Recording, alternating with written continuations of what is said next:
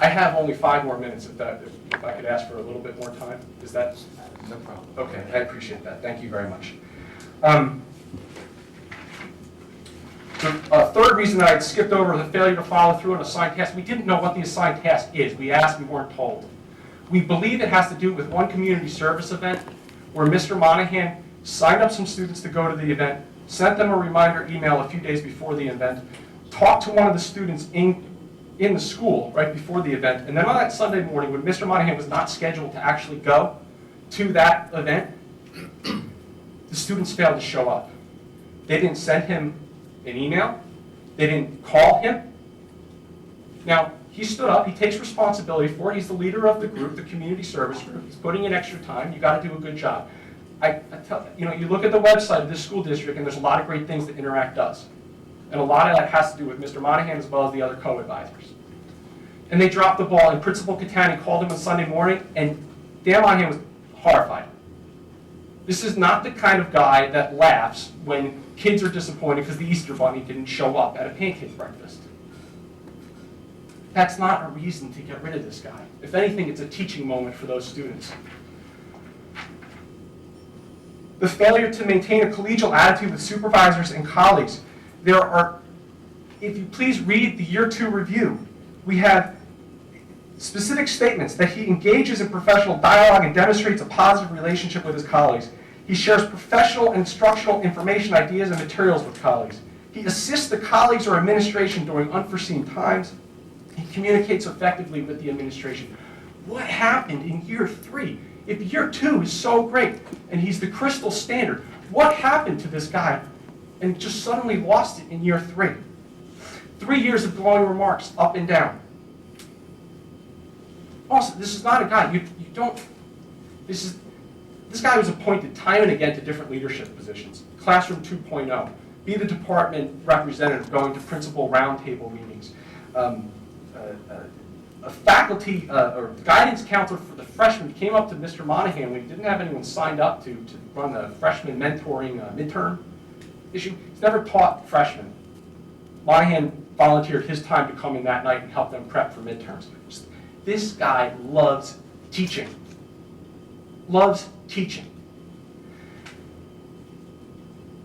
If he doesn't have a collegial attitude, teacher upon teacher upon teacher don't come out and volunteer their time to support something like Save the Words.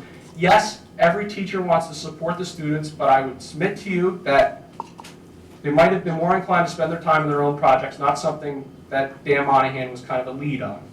But those teachers step forward. Knoll, Boucher, Evasing, Konica, Stapleton, no relation to me, Toscano, Sang, Bussarella. Read that, watch that DVD again. What an awesome moment that was to have a D.D. Roy. One of the other things that Dan leaves out every time he talks about that, here's the best proof of all of what his motivations were with the Save the Words. Do you know D.D. Roy, who's I think everyone recognizes, is one of the most recognizable people on broadcast television in what is the 4th largest media market in the United States. He got her to stay another 30 or 45 minutes after the class, because it was a mass media class, just sit down and chat with the students. He used his power of persuasion at that point in time to get her to just cut him off 30 or 45 minutes. She's already spending significant time traveling out here from Philadelphia, mind you.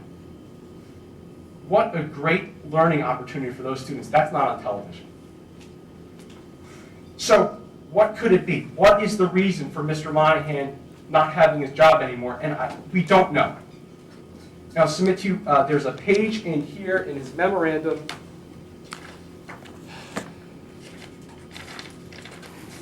I want to address this. I don't even want to get into the details, to be honest. There's a...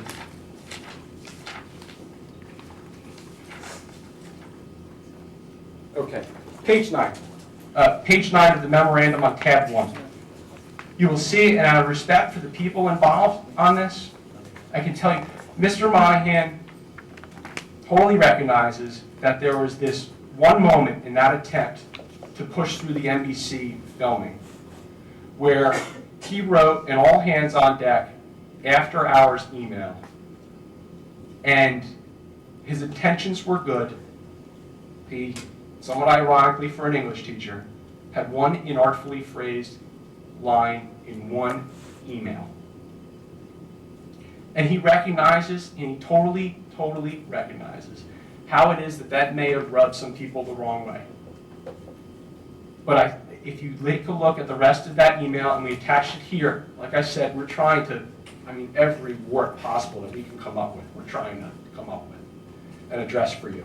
So you have all of the facts. And he says, I apologized at that moment. We shook hands. And if it was necessary at this moment in time for them to go into a back room tonight and shake hands and apologize, he would do it again. He doesn't need a lawyer to do that. He just stands up, takes ownership for it. If that's all that happened, if that was that personality conflict, if that's the reason that somebody's saying he doesn't have a collegial attitude, I've been over. Yeah. Would you like a couple more? 2 minutes. To wrap it up? I'd just like to put on the record, I very much appreciate the time and that everyone's putting into this. I do. That's not a reason that we let this guy walk. That's not a reason that we come out with those statement of reasons. So, in conclusion, ladies and gentlemen of the board, and Superintendent Capella, Principals Catani and Westman, and Supervisor Strickmater, and everyone else whose faces I've been seeing on the internet, and it's nice to finally see you in the flesh, I submit to you, we are setting a bad precedent. We really are. And I don't think anyone came in here vindictively and intentionally to set a bad precedent, but the impact that this gentleman has on the community, we need more like him. We can work with him. He's not going to tell you that he's perfect. He's not going to tell you that there's not room for improvement. Every single evaluation also adds a couple of constructive criticism. That's just by design. I'm the son of a school teacher. I know how these things work. And he learns from them, and he wants to learn from them. But tonight, we're going to ask you to just correct this one single mistake. This is not a Republican issue. It's not a Democrat issue. It's not an independent issue. It's not an issue of people who are for tenure, and it's not an issue of people who are against tenure. It is just simply an issue that everyone agrees upon, because these people out here, they are from every walk of life, from every political persuasion. They call me up and they say, John, this is exactly what's wrong with tenure. And the next phone rings and says, John, this is exactly why we need tenure to protect teachers. That's not what any of this is about. I try to tell people. I said, this is one issue, one mistake that we can correct. We have a process here. This is exactly why the process is here, to catch these kind of mistakes before they're made. So I ask that tonight, please stand up. It's a vote for education. It's a vote for public dialogue and public discourse with the folks and the good people of this community, to explain to them. And it is not sufficient to simply say this guy's not a bad guy. He just doesn't meet our standards, because he does meet the standards. So please have that vote. And I'll ask you, Mr. Monahan, the essential question that he was told was not the last two sentences. The essential question that he was told was not a mastery objective, was what is it that defines our voice? The question to you, the board, tonight is what is it that defines your voice? And they've spoken. They've said their voice says, save Monahan, save Lenape.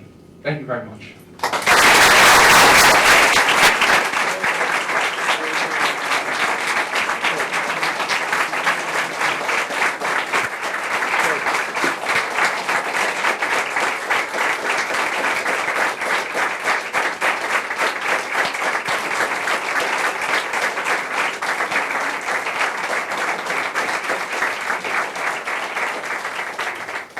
Stapling, just so it's clear, the board really has three options. The board can either vote to uphold superintendent's non-renewal, the board can vote to offer Mr. Monahan reemployment, or the board can decide to do nothing. So that's the three options. I understand. I didn't purport to give them legal advice, just simply... Just wanted to make sure that there was no misunderstanding. I understand. Thank you. Thank you. Do any of the board members have any questions related to Mr. Monahan's informal appearance? Is there any discussion?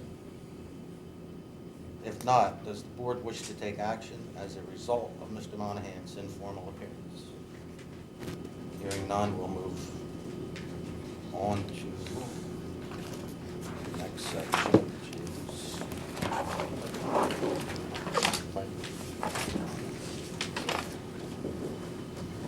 We recognize that the room is full this evening and that many of you are here to express your opinions with regard to certain matters.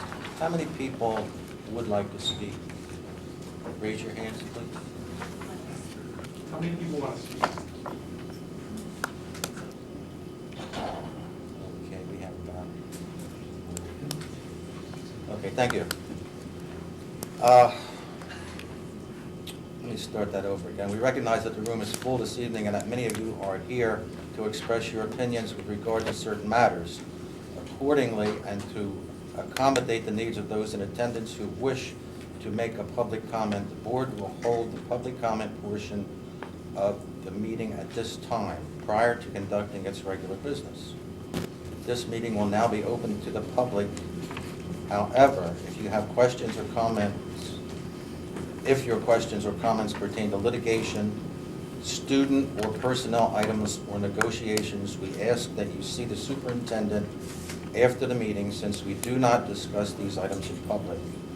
In addition, please be advised that the following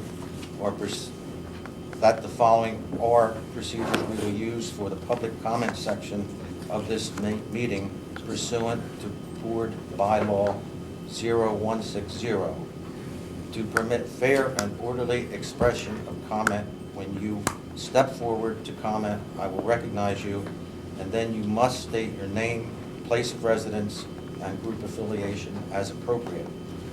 The public comment portion will be limited to 30 minutes. Based upon the number of people here, public comment is limited to 2 minutes per speaker. We will adhere to that time frame. No one may speak more than once on the same topic until everyone else who wishes to speak has spoken. All statements are directed to me as the board president. Individual board members are not to be addressed and will not respond. If at any time the statement becomes lengthy, inappropriate, or irrelevant, I may interrupt you. We anticipate that all those commenting will maintain proper decorum. Who would like to speak?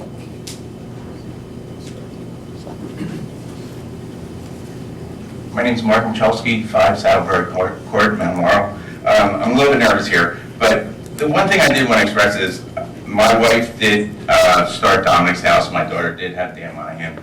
We're a big part of the community here. The budget passes just about every time in Mount Laurel. Other towns don't pass it. We have pretty much. And as a taxpayer, I'd really like to see, you know, where our tax dollars go in an instance like this. We invest a lot of money for 3 years in an awesome teacher, and to not rehire him, I think is a shame and a waste of money. Thank you.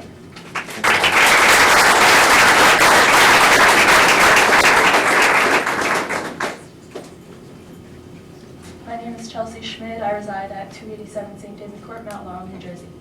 So when coming here tonight, I faced the choice of whether to dress appropriately in, formal attire, or to show my pride in Mr. Monahan and wear the shirt that he made and helped us make with my word from Save the Words Foundation, Square Frisk, that I helped save. And on the back it says, "Stay classy." It's a great shirt, and I wear it all the time, and I wouldn't have that chance, and I wouldn't have the chance to. I would love to be a journalism major, and I would love to be on the news someday, and I got to ask Aditi Roy, a famous news anchor, I got to ask her in person, informally, what's it like? What did you do? How did you, she got to answer all of my questions, and I would not have gotten that chance if it were not for Dan Monahan. So, I beg of you, please, bring him back. Thank you.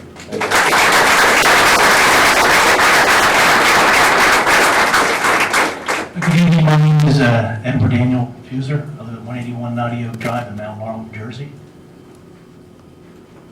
To err is human, to forgive is divine.